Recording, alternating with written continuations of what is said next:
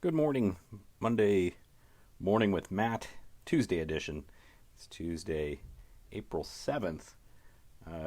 Had some other things going on yesterday, so we're coming at you today. Say hello, first of all. Hope you're doing well in this moment of continued social distancing, all of us off doing our own things in our own places and wanting to do stuff together. Today, the focal point of what we're going to talk about is conservation and environment, continuing a conversation through the pillars of my platform. And those three pillars are environment, conservation, which is what we're talking about today, healthcare, and education. But it strikes me something that we're going to be talking about a lot today, or I'm going to be talking about a lot today, is morals, ethics, philosophy, or values, thinking about how what we want and deserve is a government based on values that we share. And of course, I'm paying attention to what's happening in the Pennsylvania House right now.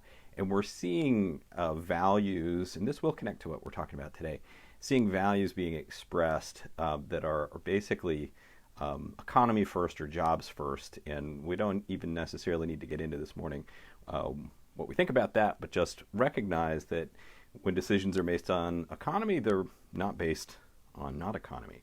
And so what we're seeing is some of the hustle to open businesses back up. While I understand there's a lot of people struggling because their shops are closed and they can't go to work, the rush to get people back to work in a moment of public health crisis shows that the value is not really over the people first, but over the money that the people are producing. So that's kind of a beginning point. I'm going to switch the camera around here in a sec. Um, Beginning point of thinking even about environmental value. But I want to continue to reference the way that these Monday mornings, or Tuesday in this case, are building on top of each other. And so we'll throw this first map down here. Remember, we were talking about healthcare, which in the platform right there, healthcare was one of the first things that we talked about. And today we're going to be talking about, we got to use a green pencil for this, of course,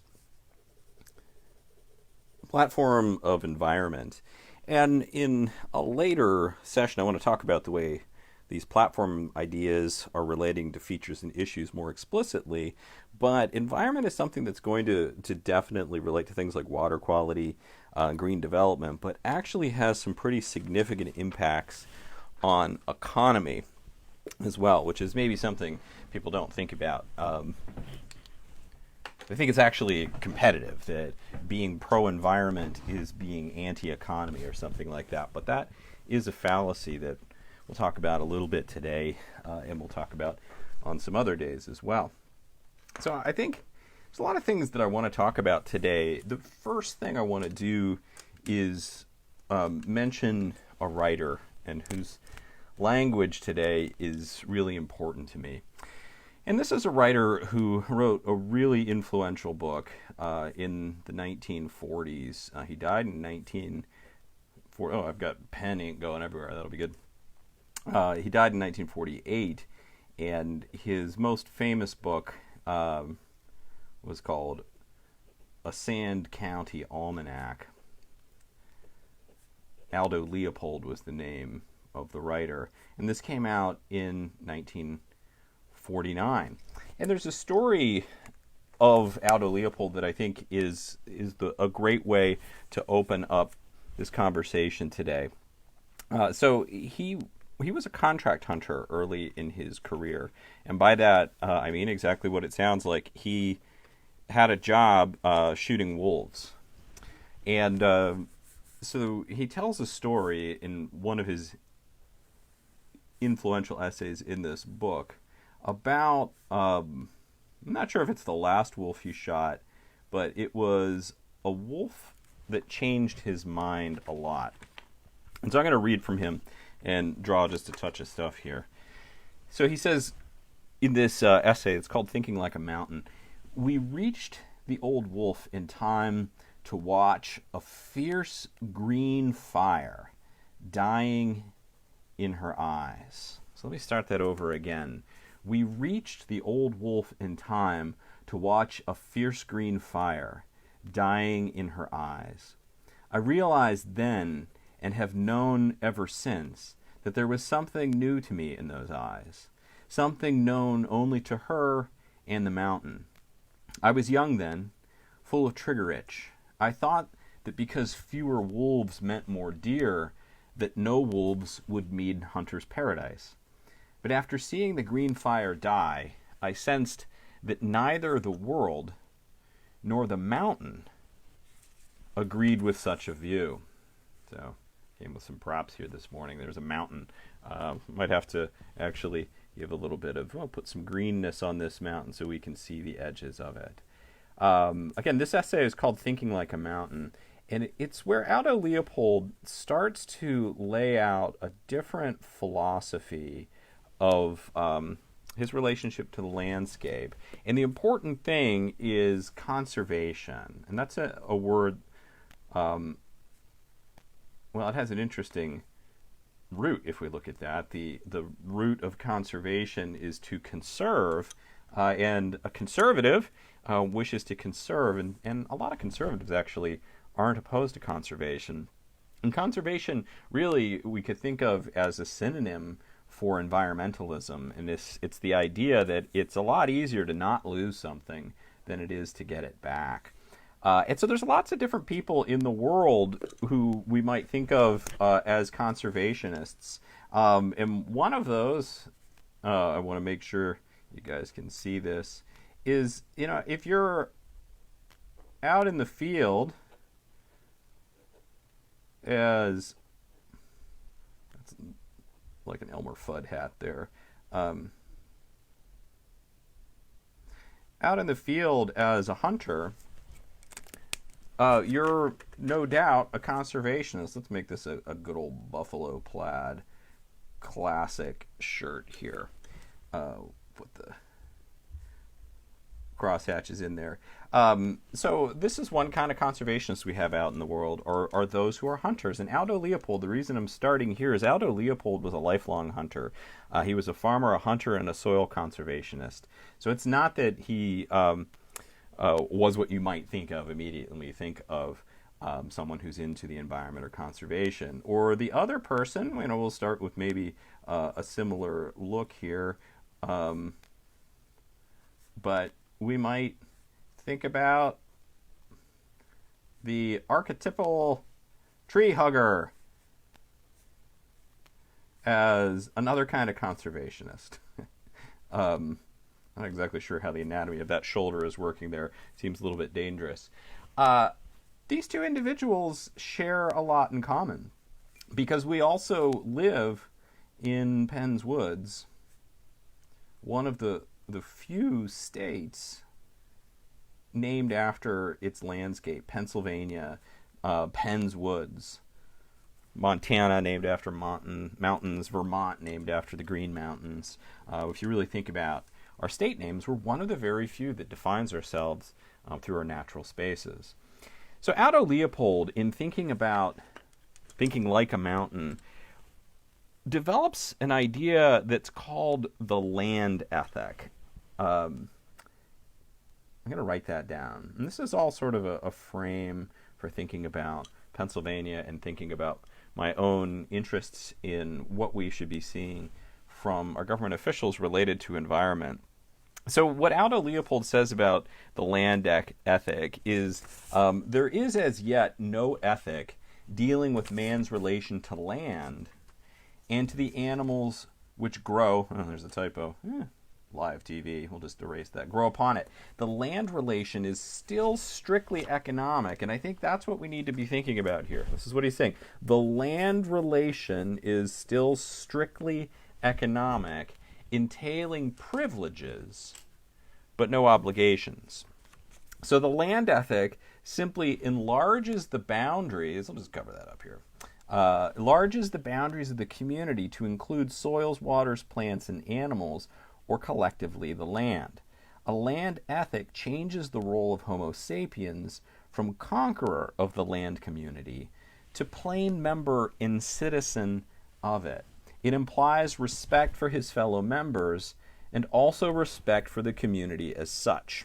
I'm going to leave that one up here for a second. And if we think back to the wolf, this is what we see going on with Aldo Leopold and the dimming of the green fire in the wolf's eyes, and this idea of thinking about the mountain, that it's not actually a situation where Aldo Leopold or others is more important than everything else, or that everything else is necessarily more important. It's about recognizing the community. I'm going to underline that. And enlarging the boundaries of the community to include the soils, waters, plants, and animals, or collectively what he calls the land. And then ultimately he says a thing is right when it tends to improve the integrity, stability, and beauty of the biotic community. It is wrong when it tends otherwise. And this is actually a pretty, in a way, moderate position. And I don't mean that in a political sense, but in the idea that Aldo Leopold was trying to reframe how we think about things that aren't human. And he's asking for us to think about ecology, essentially, that scientific word, and that ecology is about a land community, or about a community of organisms that are living in a place that all have a claim for it. I'm going to take a sip of coffee. You won't be able to, well, here, I'll show you. There's my coffee mug. Now this changes everything. And so we might want to think about some of the bad deals, or we'll just call them deals. I think they're bad deals, but the deals that we experience. And I just wrote that down off camera. I'm going to slide my camera so we can see it. I think that'll be better anyway. All right, deals. I have my little AT pin. I'm going to pull that back down here. So deals are often thought of as opposition, right? So we have environment versus economy. And that seems to be the deal that we're often weighing. And what that might mean is an example, and I'll go to a local example here, is gas wells and gas exploration. Now, I've said before, and I'll say it again, is I actually think that there is a really important space for natural gas in our energy future. I think that it truly, if we truly think of it as a bridge fuel to get us out of the fossil fuel game, that would be great. We keep using the word bridge fuel, or here politicians or industry people use the word bridge fuel, but largely what they're talking about is continuing to burn gas because it creates profit. So that's actually one of the other deals. It's not just environment versus economy, but we need to recognize that economy means profit. So if we really thought of gas, natural gas, as a bridge fuel, we would be setting aside a not insignificant portion of the revenues generated from it for the development of green futures. And I think that would be a really important thing we could do with it. Right now, it's really not being done. It's actually being developed as a way to make money. And so I'm just going to, I'm going to draw a pipe, all right? And so we've got a pipe that we would imagine, I'll just draw some random squares here too. There'll be something. We're going to make this a Marcellus pad, which is large, very large. Takes away a pretty big chunk of farmland in our area. And then it's going to, down here, actually I kind of like that this is off screen. I'm just going to write the word, I think you guys can see this. Cracker plant, which is off screen because the cracker plant is not in our district. It's actually down the Ohio Valley that is being built at a pretty significant expense. I think we should mention this. Again, if we're thinking about environment versus profit or economy, the cracker plant that's being built is a $1.65 billion tax relief plan over 25 years. And so the Commonwealth of Pennsylvania has incentivized the building of the cracker plant, which will then ultimately encourage the increased building of pipelines to run the gas from the gas fields in our neck of the woods down there to really create a marketplace. That's a deal of environment versus economy. And the environment, and I would say us, going back to this land ethic, if we are a plain member of that community, we also have to think of ourselves as part of the environment. There are tremendous impacts to this cracker plant related to mortality because of air quality decline. The whole point of a cracker plant is to make plastic, and we already know we have too much plastic filling our landfills and choking sea animals, all of those things that we know about of plastic pollution. We're creating a marketplace with a massive tax incentive that will also incentivize further use of the gas in the gas fields, not as a bridge fuel, but actually as a corporate moneymaker. That is not thinking like a mountain, I will say. That is not expanding the boundaries of the community to include soils, waters, plants, and animals, or collectively the land. But here's the thing. This all relates back to even that first map that I drew, where I was talking about the economic realities of a place like northwestern Pennsylvania and its long history of economic struggle. The deal that we are offered is the notion that we can either have jobs or have a clean environment. That's also a bad deal. So I'm going to put it all over here. Those are the bad deals. So Aldo Leopold, again, we abuse land because we regard it as a commodity belonging to us, as a commodity belonging to us. When we see land as a commodity to which we belong, sorry, let me reread that one because there's an important distinction in that sentence. When we see land as a community to which we belong, we may begin to use it with love and respect. And so what we have here is the difference between the word commodity and community. This is a commodity relationship of the land. And a community relationship is different, recognizing that we have a part to play in it. But then what we hear all the time, yeah, I love trees, but jobs. One basic weakness in a conservation system based wholly on economic motives is that, and this is a kicker, this is from Aldo Leopold in 1949. Let me point that out. 1949, this was a long time ago, and he actually had died the year before, so he was thinking about this through and before World War II. One basic weakness in a conservation system based wholly on economic motives is that most members of the land community have no economic value. Let me let that sit for a second, and then I'm going to read that again. Most members of the land community have no economic value. That's us. That's the hellbenders in French Creek. That's actually, in certain cases, the white-tailed deer, though they've been defined more with an economic value for the hunt. But the idea is that if most members of the land community have no economic value and we based our conservation system on economic motives, let's balance profit and environment.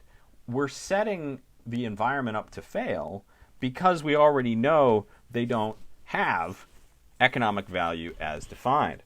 So then this last quote I'm going to throw up here from Aldo Leopold is that we need to, again, this is 1940s here, folks, cease being intimidated by the argument that a right action is impossible because it does not yield maximum profits, or that a wrong action is to be condoned because it pays. Cease being intimidated by the argument that a right action is impossible because it does not yield maximum profits, or that a wrong action is to be condoned because it pays. This is why conservation and environment is all about values, and it's what you actually think matters in the world.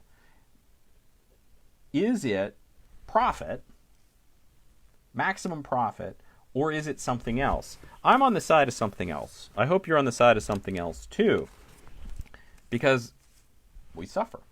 And I'm going to get to some of the ways we do. But one other piece of writing, this is a pretty heavy morning of text on the screen, but that's all right. Pennsylvania Constitution. As an elected official, you are sworn to defend the Constitution. of the Commonwealth of Pennsylvania. Article 1, Section 27. So this is from the Constitution, the foundational document of all law in Pennsylvania. The people have a right to clean air, pure water, and to the preservation or the conservation of the natural, scenic, historic, and aesthetic values of the environment. Pennsylvania's public natural resources are the common property of all the people, including generations yet to come. And that's a great clause. It's the common property of all the people. I don't actually like the economic inflection of that sentence, but I'll deal with it. Natural resources are the common property of all the people, including generations yet to come. As trustee of these resources, the Commonwealth shall conserve and maintain them for the benefit of all the people. And so when we throw $1.65 billion at the development of a cracker plant, we have to understand that that is not conserving and maintaining natural resources for the benefit of all the people. There's a bunch of people, a lot, 6,000 people involved in building that plant, but there's only a couple hundred that'll even continue to have jobs. So even when we think of it as an either or, is it jobs or environment, there actually aren't a lot of jobs coming out of the cracker plant, and or the jobs that might come as a result of it are to our great not benefit. I was looking for a word that was the opposite of benefit. Demise, perhaps, is a good one. So let's talk about, I want to leave this up. Where can I put it? Well, I'm going to leave it here for now. I might have to move it as I draw some other things. I want to think about law and how we might say, hey, we just need to follow environmental law and everything would be good. And so for this, first of all, I'm going to reach across and grab a set of scissors. The first thing is I got these mountains, and this isn't something that we see a ton of in our neck of the woods. There are those dimmed wolf eyes. But this is mountaintop removal, something you've heard about. Boom. I have removed the top of a mountain. This is a rather radical version of strip mining. And so you can see there was a mountaintop here, and then the law actually of coal mining permits you to do that. I'm going to need to, at least on my screen, that doesn't come through super well. So I'm going to draw the borders of this mountain. A new mountain. Well, actually, there is no new mountain. The top of the mountain, let's see how that happens. Boom, boom, is ripped off, and it can actually be used to fill in the valley. That's permitted under federal law. In certain situations. We call this top of the mountain overburden. It's over a coal seam, and the overburden in certain conditions can be used to infill the valleys if it's particularly expensive not to recover it. We're also supposed to, by law, rebuild the mountain, which isn't exactly the same thing. That's a strip mine reclamation. That's what I grew up in. I grew up in strip mine country in the 1970s and 80s in southwestern Pennsylvania, where the creeks ran red. And still do in many places from acid mine drainage and reactions with the acids. But this is actually law, right? Law allows us to do that.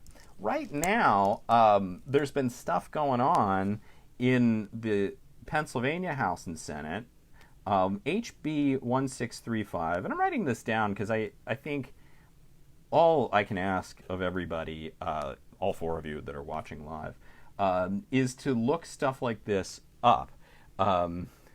Yes, exactly. Wendy has put an important comment on there that especially where we are here, where our mountains actually aren't so much mountains, they're eroded plateaus.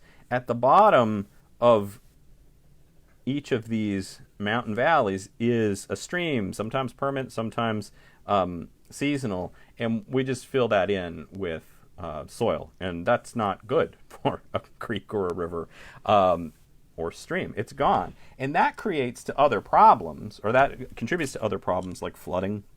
If you start mucking with nature's natural system for maintaining water, first of all, ripping all the water-soaking vegetation off the mountains and then filling the streams that are there have actually been formed by the way water moves, you're going to create flood situations. And if you look at populations, even around Meadville and across the district, floodplains are disproportionately populated by people of lower income whose homes are most at risk to the river rising. And I'll tell you, one tenet I believe in river management, stream management, is you're not going to do it, is that it's going to win over time. And so if you're living in a floodplain, you're going to get flooded no matter what you do. And often if you try to do something to mitigate the flooding in one place, you're going to create flooding elsewhere. There are projects that, Woodcock Dam is a flood control project, and there's effect to those, but we have to be cautious about the ways that we try to manipulate waterways. So anyway, back to HB 1635. This is going to relate to creeks and streams as well. In Senate Bill 790, which is the one that's really been moving forward, this has made it out of committee. So it's a breath away from being voted into law, and my expectation is that it probably will pass. Well, it actually has passed. It'll likely be vetoed. Suddenly I'm thinking maybe it's already gone. I don't think it has gone to the governor's desk yet. Someone will fact check me on that, or hope I will myself. Anyway, the original text of this was pretty egregious. And so we want to think about, this is related to gas well law. Gas well law and essentially clean water law. And there's been, and let's just be honest, sometimes they think, oh, let's just talk about the issues, let's not mention parties. The GOP has been, for a decade or more, fighting to roll back gas well law to 1984 standards. And I don't know about you, but I can never see the year 1984 without thinking about George Orwell. Particularly lately. I don't know why I'm chuckling. It's actually terrifying. But the Republicans in the House and the Senate, and particularly Republicans around here, have not been friends of the environment in this case. And not even our representative, who we'll talk about in a second, who is a co-sponsor of HB 1635, but our representative, Kathy Rapp, over in Titusville, has been quite dismissive of anyone who claims that protecting water is a good thing. So anyway, the original text of this was to permit 15 barrels of spilled wastewater. And so the wastewater, we're going to have to go down to this bottom point here. All right, I'm moving the Constitution over Aldo for a second. So the idea, when you've got your well drill, and this is conventional well drilling we're talking about here. So we're drilling down, and then part of what's coming out here is wastewater. That is an amazing drawing, I would say. And so we are after the gas pocket that's down here. Fracking, just in case you're not aware, is that you say the gas pocket's over here, and you can't get it here. You do some non-conventional drilling, and then you force lots of water down with some proprietary stuff that fractures or breaks the rock, fracks it, so that the gas seeps through those fissures in the rock and up. And a lot of the environmental protections have recognized that there's some risks with this. There's known radioactive materials, for example, and other contaminants that come out in the fracking. But it also happens with traditional gas wells, or what the GOP legislators want to define as mom and pop gas wells, to make it seem like it's just a little corner store gas well. And it may be a small operation, but there's still, it's an extractive industry. Water's coming up here, and they wanted to exempt a driller for a spill of up to 15 barrels. Up to 15 barrels, which is some 600 gallons of spilled wastewater. So if I have spilled the bucket of wastewater, and I don't even have to report it. That was the original text. 15 barrels of spilled wastewater, and you don't even have to report it. This isn't even something about cleanup. It's about reporting it. And then it was also 5 barrels in the original text, 5 barrels of crude oil. That's a lot of crude oil. It's 200 gallons of crude oil. Now, both of those were rolled back as it came through some good, not good enough in my opinion, but some good work from Democrats fighting that. So this was revised down to 5 barrels of spilled wastewater and 2 barrels of spilled crude oil. But still, that's a reporting threshold. And the driller is only obligated 1 barrel. Thank you, Pamela. Is 42 gallons. 1 barrel. So you could spill 2 barrels of crude oil, and so that's going to be almost 50 gallons, 48 gallons of crude oil, and you only would have to report it if, in your judgment as a driller, it's impacting a waterway. So say you're drilling on the banks of French Creek, which I don't think you'd be doing, but then you would clearly know that you've impacted and would make a report. But you can spill oil anywhere, and it's going to get into the groundwater. So I brought a prop for that too. 48 gallons maybe doesn't seem like a lot, but here's some water, and here's some food coloring. This is Dr. Science. There's 1 drop of food coloring. You could just watch that go for a little bit. 1 drop of food coloring in a glass of water, and as we can see, it spreads. And if that were oil, and I tried it with oil, and it just wouldn't look very well on the screen, it would be, that film on the top. We all know how this works, is that you can have a relatively small oil spill, covers massive area. And so, right, that's spreading pretty far. Not rocket science. We know how that works. If we go back to our Pennsylvania Constitution, I don't think... Now I have water on my desk. I don't have to report it because that's underneath the threshold of HB 1635. The other thing that was in HB 1635 and 790 was that you could take that wastewater that the brine water is what they call it, and you could spread it for dust control on dirt roads, which effectively made every dirt road, there's some maps online that will show you how many of those there are, every dirt road in Pennsylvania effectively a toxic waste dump. That was pulled out as well in the negotiations, which is good. Now, somebody told me in critiquing, I think, my opposition to a plan like this, that the other alternative that townships are spreading on dirt roads is an oil product. I also don't think we should do that.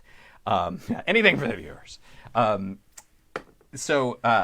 Anyway, the point is, if we want to think about legislative action and values and even constitutionality and Aldo Leopold and the land community and a land ethic, things that are good for all of us, we have to recognize that this is the kind of stuff, Brad Roy is a co-sponsor of HB 1635, that threatens us. It threatens who we are fundamentally as a people. And let me throw one other thing back at us. Would like thinking about dollars, right? In Pennsylvania, there are a lot of gas wells that have been drilled over time. So I'm looking for some more space. Let's find a nice orange here. So I think sometimes we do have to think about economy, particularly if people want to talk about money. Let's think about the other side of it. Well, right now, the estimations from the DEP is that there may be somewhere in the neighborhood of 560,000 uncapped orphan gas wells.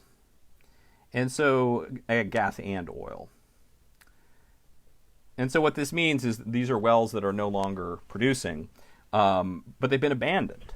And some of them are very old, and some of them are not doing anything, and some of them are constantly leaking methane, which is contributing to climate change and also is just not good. It costs a lot of money to cap these orphan wells. There's a huge backlog. So in fact, let's think about this, is a massive economic liability. And the DEP has been capping gas wells and at a steady clip. And so the DEP, if they keep capping at the rate they're able to do it, they will have all of those wells capped in 17,500 years. That seems pretty good. Not so much. Legislation has happened, and right now, Pennsylvania has upped in recent years the amount of money a gas company or oil company has to put into an escrow fund to prepare for future capping. And right now that charge is $2,500 a well, or you can do a $25,000 blanket for a big chunk of wells. $2,500 doesn't cover a well. And when pressed, there's been some proposals to say, well, okay, if you're going to dig a gas well, you need to put into escrow the amount of money it will actually cost to cap that when you're done. And what the industry has said is that's not fair. You can trust us, we'll go ahead and do it. But we all know that in these cases, the way to make profit sometimes is to go bankrupt. So then we get these orphan wells.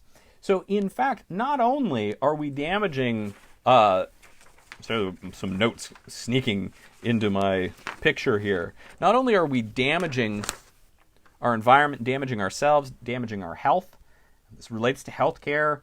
Cancer rates are higher in Crawford County than they are relative to the state average, and not insignificantly so. Not only are we damaging our land and ourselves, we actually are also opening ourselves up to personal economic liability, even though we keep getting this deal that claims, well, it's either jobs or protect the environment. And don't be a tree hugger, because then you don't care about jobs. And I would say, yeah, you know what? We have a lot of opportunities for economic development that could come out of greenness as well. So that's, I think, what I have to say this morning about environment, just laying out some of these things. We need to think about what our GOP reps are doing, who they really like, and who they're working for. And they're working for this, and they're working for this pipeline, and they're working for this cracker plant. They're not actually working for us. My name is Matt Ferentz. As you know, I'm running for the Pennsylvania House of Representatives in District 6. Thanks for tuning in this morning or coming in at a later date to see what I have to say. I hope you're all safe. I hope you're all well. See you next time.